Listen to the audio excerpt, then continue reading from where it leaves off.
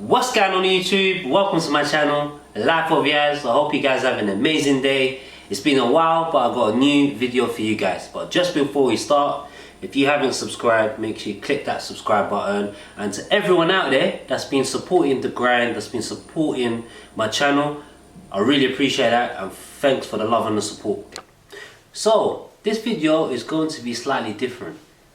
This video is about the world's richest man. It will be slightly motivational. Have you ever tried to do something but you were told you can't? Have you ever tried to do something but you lack the motivation? This man, if he was to buy a country, it would be the 56th richest country in the world. And in just 26 years, managed to create one of the biggest companies in the world, which is now valued $1 trillion. This man dethroned Bill Gates and claimed the title the richest man in the world. Many have tried but failed. He's no other than Jeff Bezos. I'm just going to give you a quick insight on Jeff Bezos' childhood. He was born 12 January 1964. His birth name was Jeffrey Preston Jorgensen.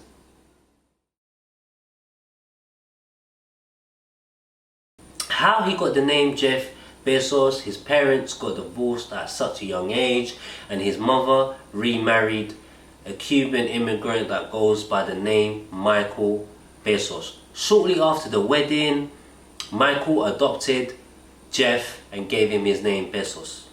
Throughout Jeff's childhood, he moved quite a lot. He studied elementary school in Houston from 4th to 6th grade. Shortly after, his parents moved to Miami, Florida, where he continued his high school education. He also managed to find a job in McDonald's. See guys, it just shows it doesn't matter where you start, but it matters where you finish.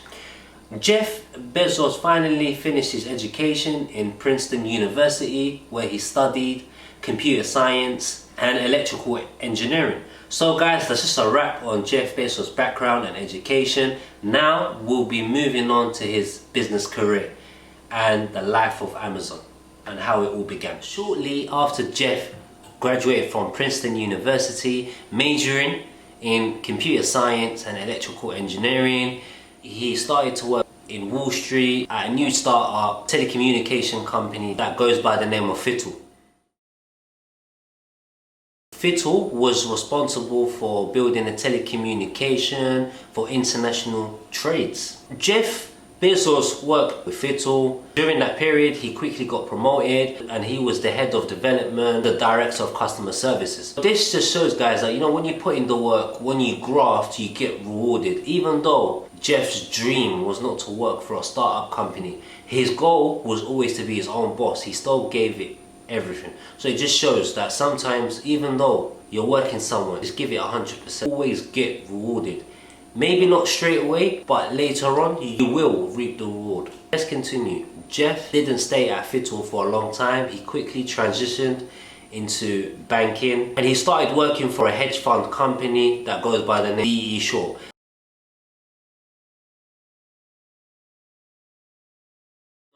D.E. Shaw is a multinational investment firm that is known for building sophisticated computer programs to help exploit anomalies in the market. So basically what this means, they just build sophisticated computer programs that gives them an edge when it comes to the stock market. It just gives them an edge when it comes to trading. Jeff Bezos worked for D.E. Shaw in 1990 all the way to 1994. Jeff became a senior president at D.E. Shaw at only the age of 30. So this just shows that he was very career driven, he was very hungry for success. At such a young age, Jeff Bezos was made a vice president of a multi-billion-dollar company. So this just shows he always had that hunger for success. It just shows that he had such a high position, but he was willing to risk it all. It just shows that if you don't take the risks, you will never reap the reward. So this is why the rich are rich. They take every single opportunity that comes their way. They never hold back. Jeff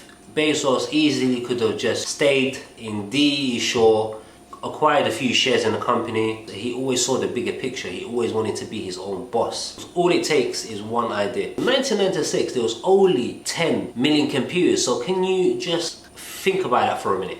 10 million computers. We're in 2020 right now. Pretty much every single household has a computer. We're talking in the hundreds of millions. So it just shows that there was a lot of opportunity and that Jeff thought ahead. He knew that there was going to be a time where the internet was going to dominate. He thought ahead, just like Jack Ma. If you guys don't know who Jack Ma is, he's the founder of Alibaba. And how Alibaba was born is Jack Ma went to America and he saw a computer and he saw the internet. Anything that he wanted, he found on the internet. And he was very surprised that in China, where it has over 1 billion people, that there wasn't any market for that. There wasn't any company that was operating online at that time. So he thought of the idea, and look into Jack Ma, he's also one of the richest men in the world. He's a net worth of over 30 billion. All it takes, guys, is one idea. So how the idea of Amazon came to Jeff Bezos, there was a book exhibition and he decided to go there. So many people there, it was a big exhibition, and that's where the idea came to him of why not sell all of these books, why not have every single book on online, and instead of you going to the shop, the book will be delivered to you. Any book title that you wanted come to your doorstep. It was a revolutionary idea for just to go into a website, choose any book that you want and it'll come straight to your door. That hasn't been done before. Amazon is one of the biggest companies in the world, valued at $1 trillion. But it wasn't always the case. It started as an online bookstore. So it just shows that you don't always need to start Gucci. So you have to start off slow and slowly build it up. First, decided to call it Cadabra. He wanted to give it a magical name. Shortly after thinking about it and brainstorming, he decided that it wasn't a great idea because of expansion. It wasn't going to suit the company.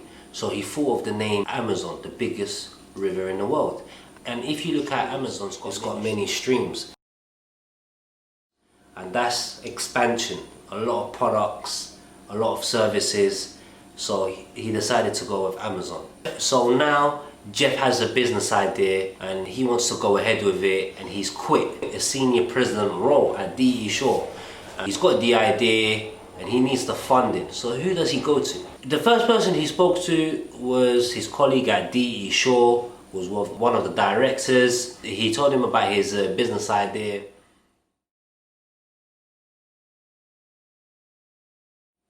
And he told him it's a good idea, but it won't work. And the director at DE Shaw also told him it's good for someone to try that's got nothing going for them. You can't take that risk, you got a very comfortable position. Now that director at DE Shaw is eating his words because Amazon is 10 to 20x bigger than DE Shaw. You guys taking risk. How many people do you know, directors that are willing to take risks, that are willing to give it a shot? So you're going to step down from such a position to start a business that has a 70% failure rate, taking risks. So his friend at DE Shaw didn't believe in the idea, so they refused to go on board. So who does he go to after that? Does he go to the bank? Does he go to angel investors? He goes to none other than the people that love him the most, his mother and his stepdad. His parents listened to their son because they love their son. They decided to give him all their life savings, $300,000. Parents, listen to your kids. That gamble has paid off well. That $300,000 is now worth in the billions. They got rewarded handsomely. So in just 3 years of Amazon launching, it went through a lot of rough patches. It wasn't easy. The climb was big. In just 3 years. Amazon IPO'd, which basically means initial public offering. Is when Amazon goes onto the stock exchange. Amazon saw substantial growth, huge growth after they IPO'd, and they managed to dethrone 2 of the largest book companies. That's Borders and Barnes and Noble.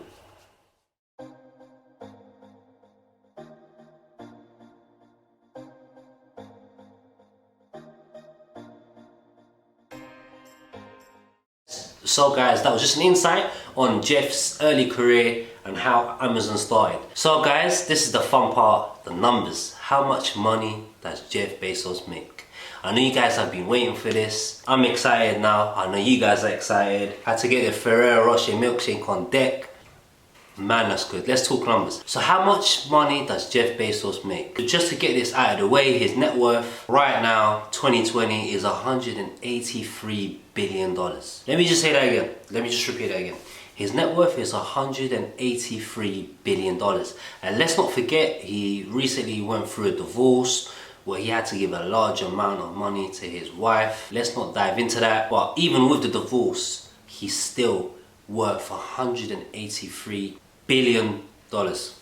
An average American, once he graduates from university, he'll make 2.2 million in his lifetime after he graduates from university. Jeff Bezos makes that in 15 minutes. 15 minutes.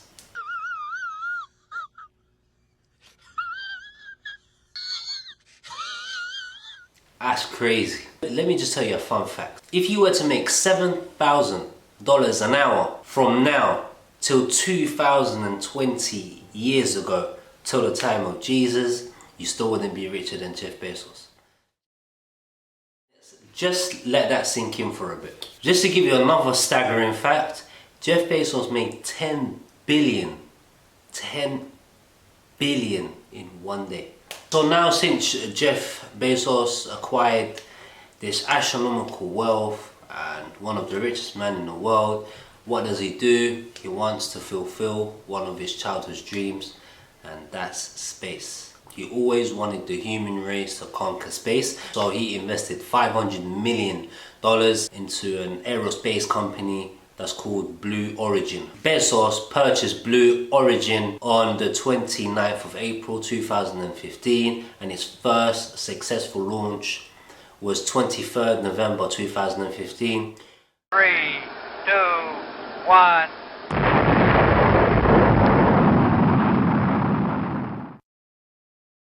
When you have that much money, no dream is too big. What he wants to do with Blue Origin is to give people access that wants to go to space.